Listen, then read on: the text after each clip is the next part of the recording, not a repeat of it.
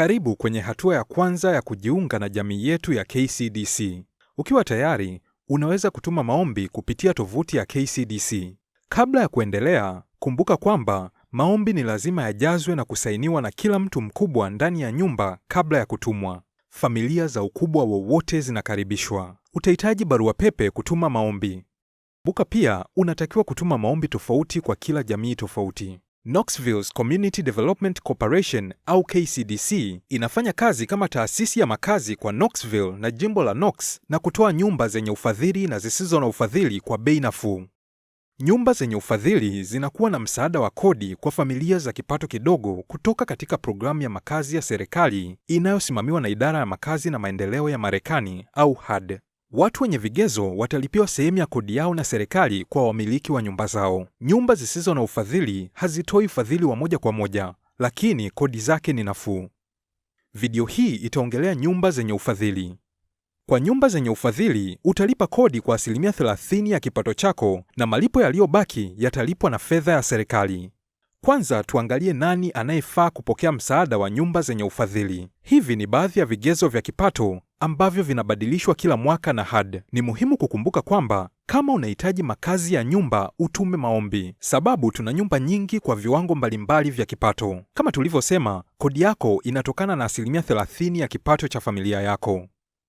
Sasa tuangalie aina za kipato utakazohitajika kuziorodhesha.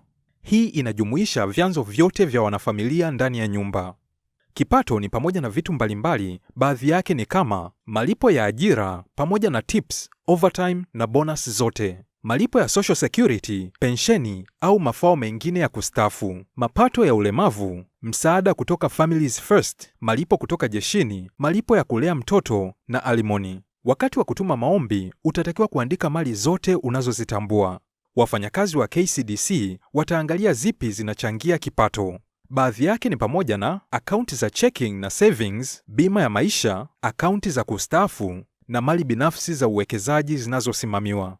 Kila jamii ya KCDC ina orodha tofauti ya kusubiria ambayo utawekwa ukituma maombi. Na muda wa kusubiri ni tofauti kwa kila eneo. Ni muhimu kukumbuka kuwa ni lazima utume maombi tofauti kwa kila jamii kama unafikiria maeneo mbalimbali. KCDC inahitaji ruhusa yako kutazama taarifa zako. Kwa hiyo kutakuwa na aina kadhaa za nyaraka ambazo utatakiwa kusaini, kama vile fomu ya HUD 9887 na fomu ya kuruhusu kutoa taarifa kwa KCDC. Unapotoa taarifa zako za kipato na mali, usihofu kama hauna kipato wala mali. KCDC bado inaweza kufanya kazi na wewe kuomba makazi. Na kama hauna kabisa kipato chochote kile, tutakuhitaji ujaze mwongozo wa KCDC Customer Zero Income Interview Guide au cheti cha THDA Certification of Zero Income kutegemea na jamii unayotaka kuishi. Ukiwa katika orodha ya kusubiria, utatakiwa kuthibitishwa kila baada ya miezi 4 ili kugundua kama kuna mabadiliko ya kipato yaliyotokea. Kama ukipokea pesa kutoka kwa mtu au shirika ili kusaidia kulipa vitu kama bili, kodi, pamoja na au huduma, tutakuomba pia ujaze fomu ya uthibitisho wa kupokea zawadi. Wafanyakazi wa KCDC watapitia nyaraka hizi na zingine pamoja na wewe utakapokuja kwa ajili ya mahojiano ya muombaji. Msaada huu ni kwa wananchi wa Marekani tu na ambao ni wahamiaji wanaokidhi vigezo. Zingatia vifuatavyo kabla ya kuomba. Vitahitajika vyeti vya kuzaliwa vya kila mtu ndani ya nyumba. Kila mtu atahitajika kusaini nyaraka za kukiri uraia, kusema ni Mmarekani au kama sio raia mwenye vigezo ili kupokea msaada.